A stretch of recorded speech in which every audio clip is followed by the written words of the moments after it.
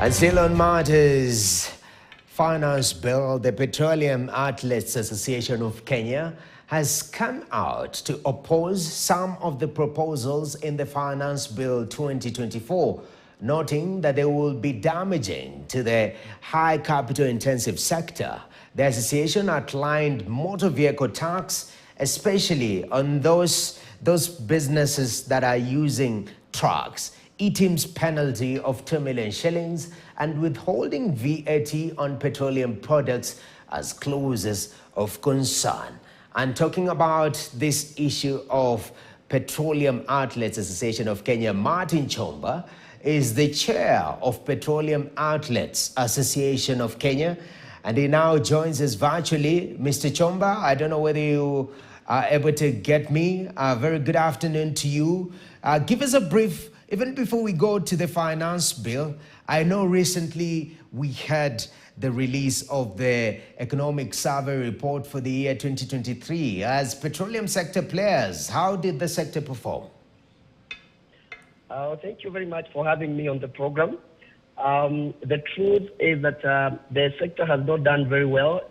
We have reported some decline in terms of the amount of fuel that we've been able to not only move but also use within the country with a considerable percentage. And it's actually one of the reasons that we are feeling the finance bill as proposed right now may even fuel the declining use of petroleum within the country. Okay. So essentially for the year 2023, you feel the sector has not been performing very well. And looking at the Finance Bill 2024, quite interesting propositions that we've seen. One of the popular, actually the most popular, has been the motor vehicle tax. And this is quite unique in the Kenyan ecosystem. Globally, not so. But talk to me about how this tax, if it is implemented, will impact the petroleum sector. Two things. First is that we need to recognize that petroleum is a very specialized cargo, and so most of the petroleum in the country is moved around using those specialized motor vehicles, what we call the petroleum trucks. The cost of these trucks are usually very high, and the insurance around it is equally very high.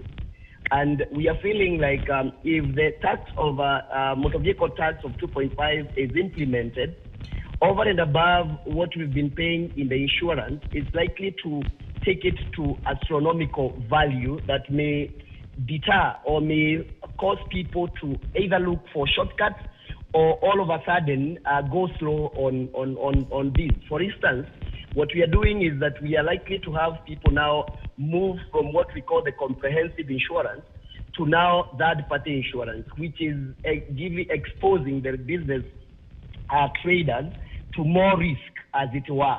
So we feel this would affect us. The other thing that we are likely to see is that by imposing this tax, those people that are shy of going to the third-party insurance, some of them may feel like the cost is too much all of a sudden and may go slow on renewing their licenses, because without it, the tax is going to be levied through the insurance companies. And if the number of people that have insurance reduces, it means less vehicles on the road. And that also goes without saying that we are going to have less and less consumption of petroleum in the country as well. All right. And understand it's a business of very thin margins, though very capital intensive. In terms of that margin for people who are selling this particular product, what do you think will be the dent? If at all this comes to pass, how much will it hit on that particular margin? Now, the thing is that we are in a controlled margin business where EPRA decides how much of a profit a dealer makes. And contrary to what everybody thinks, that petroleum is a very lucrative business, what people don't realize is that it is controlled, that you cannot earn more than what EPRA prescribes. Because you're dealing with a very highly capitalized product, the withholding tax thereof is also very high. And because the margin is not commensurate, what happens is that most people are unable to do this business because you are either in perpetual credit with KRA, and you realize that getting that money back to your business is an issue. And if you don't have enough credit line to sustain you in a way that you can sustain the margin, then you'll find that that is to sustain the withholding VAT credit that is perpetually with KRA. You realize that most people, and especially the small traders, who can only opt out of business once they are appointed withholding agents. Then again, what exacerbates the matter is that the procurement system of petroleum is not where you're supplied and then you pay later. You're supposed to pay first and then you are supplied later. So you cannot now employ the withholding system in that business. So if it goes as it is, then we are likely to see more and more people getting very unable to do that business because of the way it is outlined. Definitely. The withholding on petroleum products, where we have seen since the petroleum capital is very intensive, you're saying actually having VAT, the withholding, VAT on petroleum products is said to be a huge problem. The trickle-down effect, because you say we are operating in a controlled environment, issues here now is the Kenyan, the mwananchi, who's consuming this product. Since EPRA is there to regulate and make sure that there is fair balance between the traders and also consumers and control prices, talk to me about how will this impact on mwananchi and the cost of living? The mwananchi, especially the person trading within petroleum value chain, and the people who are supplying in the last mile, most of them, if nothing is done and done urgently, it is important also to give credit where it's due and not acknowledge that EPRA is doing what we call the cost of service study in a view to review the margins. But the way they have been, we have been enjoying the same margins since 2018, and the cost of living and the cost of doing business has more than doubled within that time. Petroleum, what we call the motor premium spirit, popularly known as super, in 2018, when we were given the current margin that we have, was costing 100 shillings. Today, it's costing the areas of 200, meaning the cost of financing has gone more than double, but the margins still remain the same. On the other side of the mwananchi, the common consumer, is that any cost that is added on the business person will push it towards the customer. And in our controlled environment, when we are unable to push it, then what you'll see is that people will drop and out of business, and these are the people who fuel the county rural areas where you see the probox and the border borders in the villages.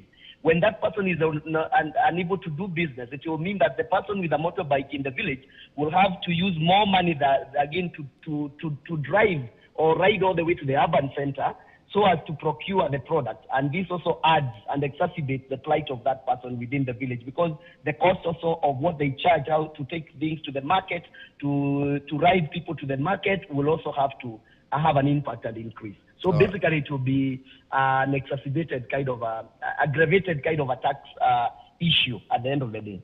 The trickle-down effect is indeed there. Let's talk about eTIMS, because the electronic tax invoice management system has been a cause of concern for a majority of traders, and this issue of eTIMS and its penalty. Let's begin, Mr. Chomba, by the adoption of eTIMS. Sector players in the petroleum value chain, especially the petroleum outlets, do you think they have grasped the usage of eTIMS? Is it something that is well grounded right now in the sector? When eTIMS were introduced, my organization, basically, we were among the first people to mobilize a lot of people to try and join what we call the teams by then, before the introduction of the eTIMS. And the reason why we were going that way is so that it was a promise that because we've used the teams to trade, then we are able to report our transactions. So the promise was to get us out of the withholding VAT tax bracket, because it serves the same purpose. Now, the biggest problem, and I think this is where the government and KRA need to be very intentional about, is that most of the people within the petroleum lower value chain transmission, that is the last mile resellers of this product, are not you and me kind of people who sit down with a business plan.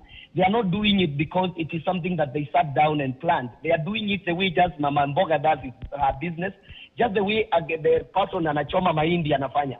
They are not doing it because they sat down, they went to school or did all these kind of things. So you'll find that most of them do not understand the intricacies of taxes.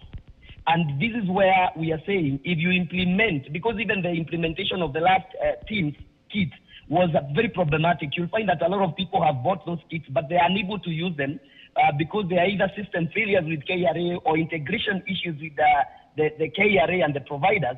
So you realize unless e-teams, what they have proposed, has a very good way of management, integration management, then punishing people with 2 million will be too punitive.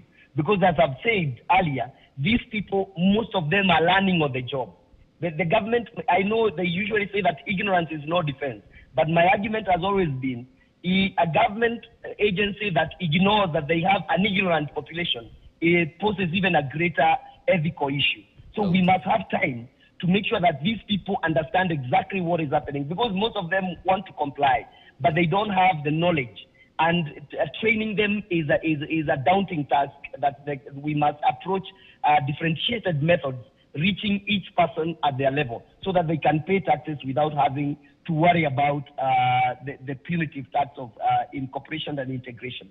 And how many people, how many traders as petroleum outlets, because you're talking about these the offering last mile connectivity in the petroleum value chain to the villages. How many traders are we talking about?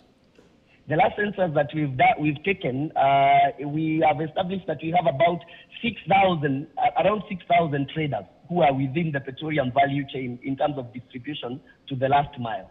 So it's a huge number. They are mixed. There are those people who understand the business. There are people who have gone to school and understood what is happening. And then there are others who are completely ignorant, not because they want, but it's by default. That is the kind of business they do for a living, but they are not doing it because they understand very many other things. But they are also willing to pay tax. So we need to take them in a very graduated manner to make sure that we incorporate them without having to kill them when we are trying to have them comply. All right. And lastly, before I let you go, Mr. Chomba, looking at this finance bill and the propositions therein, are there any propositions that as a sector you think will add value? Just putting aside what we've discussed, some of the challenges, are there positives that you think will add value to the sector? The truth of the matter is that there are good things that we think will add value in the finance bill. When you look at the vulnerable population now moving from those who are doing 5 million to 8 million, I think that's a good thing. When we talk about remittances of excise duty, from 24 hours to 5 days, I think that is good because it allows people to do their accounts and all those kind of things and organize themselves around the remittances to KRA. Also the extended time for refunds we are saying other than the income tax, other tax refunds being done within 6 months. We think that is a very positive thing. And among them, the fact that they have exempted weekends and public holidays from the periods given as the time for compliance is also a good thing. So we are looking at this finance bill as a basket full of good and bitter fruits. But there are things that are good and there are others that we think they can, before it passes to law, they can try and find a way of making sure that it's mwananchi friendly. All right. Thank you very much. Martin Chomba is the chair of the Petroleum Outlets Association of Kenya, giving his views.